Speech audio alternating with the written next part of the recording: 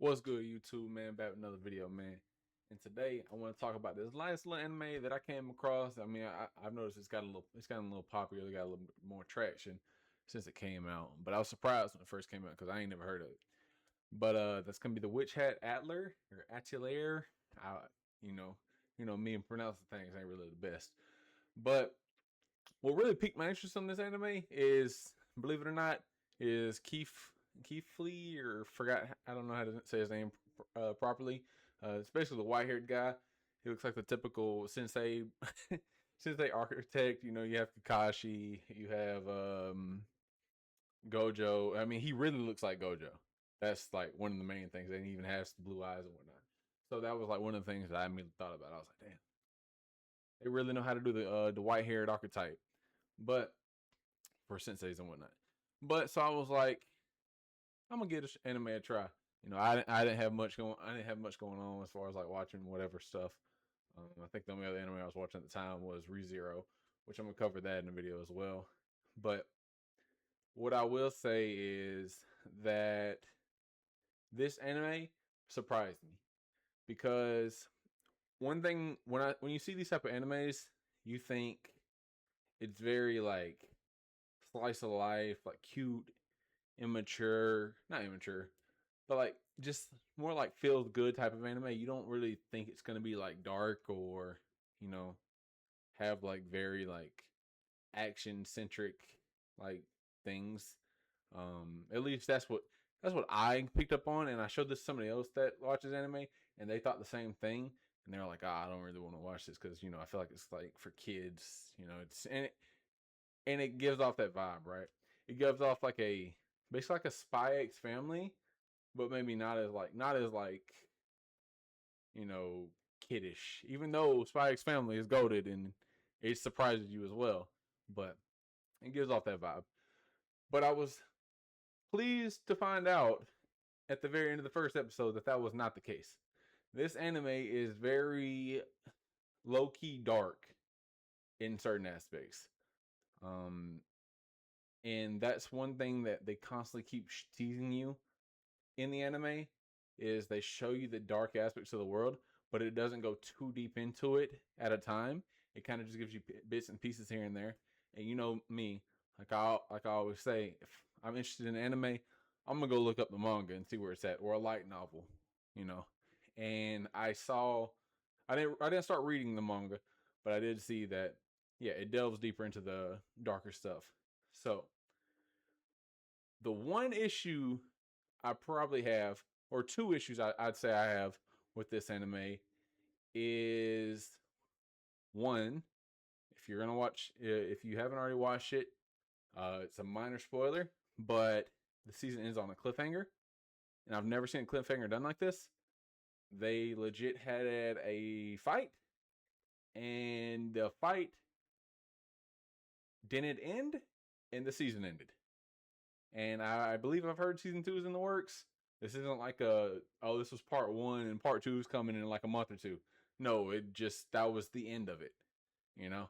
So, forewarning, if you haven't watched it, be prepared to get left on a spoiler. I mean, not spoiler, get left on a cliffhanger or something. Like, I've seen plenty of anime do like cliffhangers, but it's usually for like a character arc or like something like, oh, a new character gets introduced and they do something badass at the end, and that's the cliffhanger. But I've never seen a fight start and they just end the season. Never seen it. And the only other time you might see that is if they do a part 1 and part 2, and part 2 comes out like 2 months later.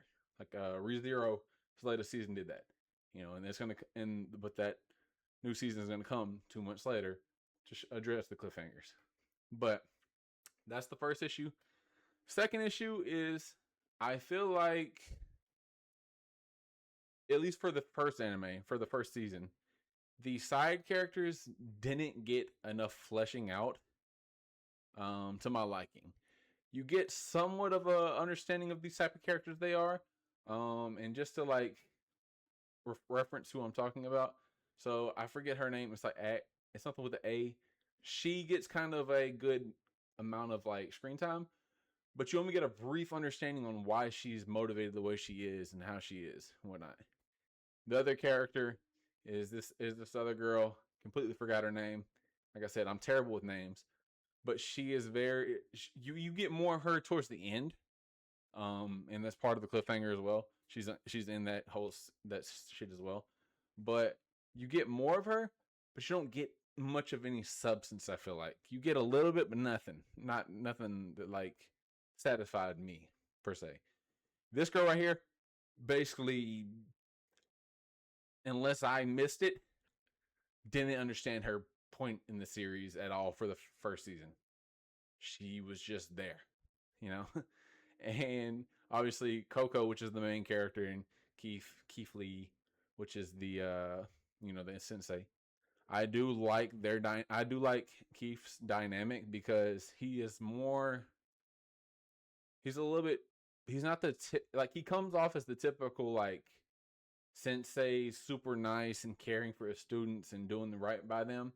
Like, but he's got ulterior motives, and he comes off as like kind of like a morally gray kind of character because he'll draw in between the lines.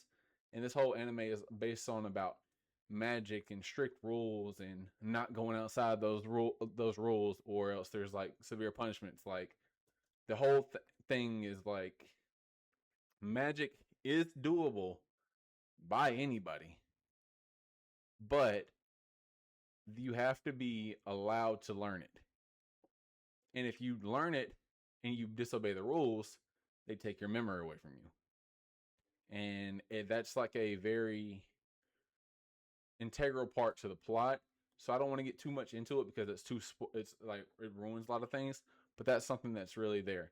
And you find that out in episode 1 about the whole, anybody can be a witch.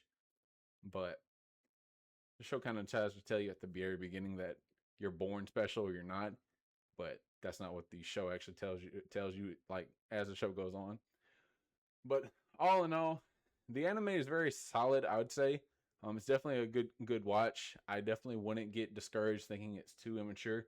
It does have points where it does seem kind of kiddish, but it's kind of like well placed. Like with Coco is the main character, this blonde girl right here in the middle. She was not a witch. She was not brought up into the witch world. She became a witch under certain situations that Qifrey, the white haired guy, took her under his wing. And I don't want to get too much into the reason how she became a witch, because obviously that's spoiling a little bit, but she's basically just a novice, whereas everybody else around her is like well known, like, and they know what's going on. So you're kind of going with her, and she is a kid, so it is like she does have these naive moments where she's just like, I don't know what's going on, and she just does what she does, and like she gets scolded for it like a kid would. But it doesn't feel cringy. It doesn't feel like, why am I watching this? It kind of just like flows well. That's the best way I could say it. So all in all, this anime is pretty good. I definitely would rate it recommend it for people. I've actually recommended it for a couple friends. I was like, hey, you need to check this out.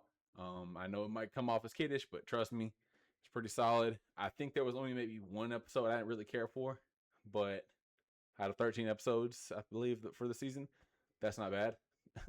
So, but yeah, if you guys ever want to give it a watch, hey, I'm recommending it.